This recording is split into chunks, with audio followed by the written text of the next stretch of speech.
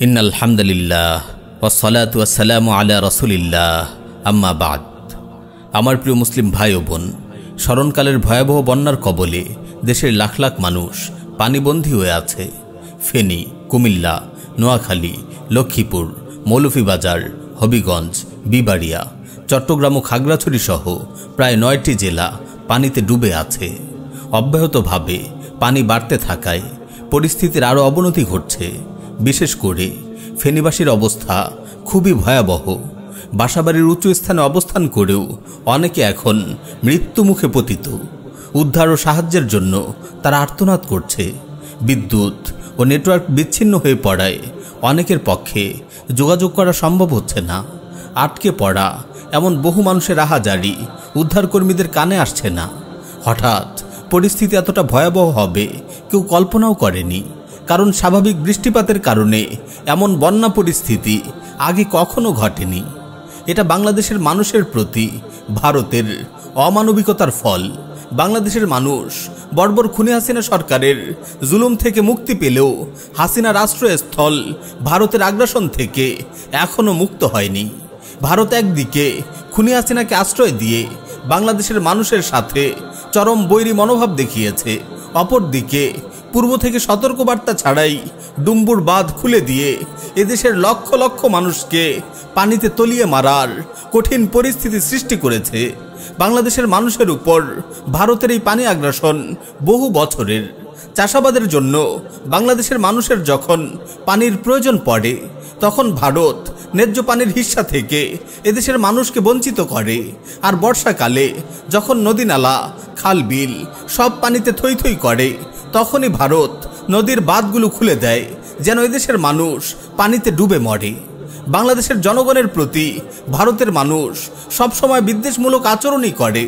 বাংলাদেশের মানুষ যখন বন্যা দুর্গতদের উদ্ধার কাজে চেষ্টা চালিয়ে যাচ্ছে, বর্বর ভারতীয় মিডিয়া তখন বাংলাদেশের এই কঠিন পরিস্থিতি নিয়ে উপহাস করছে। তারা বোঝাতে চাচ্ছে তাদের দাদাগিরি মেনে অনুগত না হলে পরিণতি এমনই হবে। আমরাও ভারতকে বলে দিতে চাই, তোমাদের মতো গোপূজারী কাপুরুষদের বাংলার মুসলিমরা সমীহ করে চলবে না। আমরা ভালো করেই জানি মুশরিকরা মুসলিমদের প্রতি কতটা বিদ্বেষ ও শত্রুতা পোষণ করে। আমাদের মহান রব আমাদের জানিয়ে দিয়েছেন, লাতাজিদান্না আশাদ্দান নাসি আদাওয়াতাল লিল্লাযিনা আমানু আল ইয়াহুদা ওয়াল্লাযিনা আশরাকু।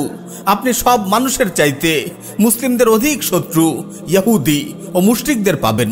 হ্যাঁ, আমার প্রিয় মুসলিম ভাই ও বোন, ভারতের মুশরিকরা ইসরায়েলের ইহুদিদের মতোই মুসলিম উম্মার জন্য হুমকি এবং মারাত্মক বিস্ফোরা। সুতরাং ভারতের প্রতি নতজানু আচরণ নয়, এদের আগ্রাসনকে ধুলোয় মিশিয়ে দিতে হবে।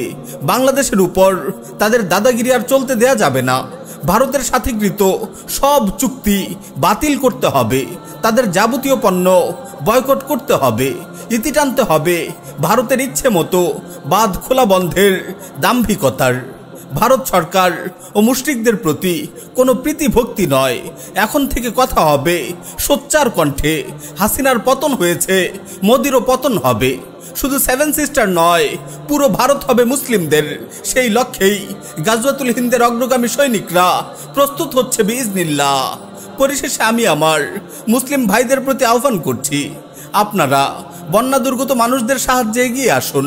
পাড়া মহল্লায় স্বেচ্ছাসেবক টিম গঠন করে দুর্দশাগ্রস্ত মানুষদের খোঁজ খবর নিন। পানিবন্দী মানুষদের উদ্ধার করে নিরাপদ আশ্রয় কেন্দ্রে নিয়ে আসুন। অসুস্থদের জন্য সুচিকিৎসার ব্যবস্থা করুন। শিশু ও বৃদ্ধ মানুষদের প্রতি বিশেষভাবে লক্ষ্য রাখুন। পর্যাপ্ত শুকনো খাবার, বিশুদ্ধ পানি, খাবার, স্যালাইন ও প্রয়োজনীয় ওষুধপত্রের ব্যবস্থা করে বন্যা দুর্গত মানুষগুলোর হাতে হাতে পৌঁছে দিন। যারা দূরে আছেন, বিশেষ করে প্রবাসী ভাইদের বলছি, আপনারা আর্থিকভাবে সহায়তা করে স্বেচ্ছাসেবক ভাইদের কাজকে আরও বেগবান রাখতে ভূমিকা রাখুন। প্রিয় ভাই, আপনি যদি আপনার মুসলিম ভাইয়ের সাহায্যে এগিয়ে আসেন, আল্লাহ তাআলা আপনাকে সাহায্য করবেন। হাদিস শরীফে রাসূল সাল্লাল্লাহু আলাইহি ওয়াসাল্লাম বলেছেন, ওয়াল্লাহু ফি আউনিল আবদি মা কানাল আবদু ফি আউনি আখিহি। বান্দা যতক্ষণ তার ভাইয়ের সহযোগিতায় আত্মনিয়োগ করে, আল্লাহ ততক্ষণ তার সহযোগিতা করতে থাকেন। সর্বোপরি সবাই আল্লাহ সুবহানাহু ওয়া তাআলার নিকট দোয়া জারি রাখুন। আল্লাহ যেন এই কঠিন পরিস্থিতি থেকে বন্যা দুর্গত মানুষদের হেফাজত করেন। আমিন ইয়া রাব্বাল আলামিন।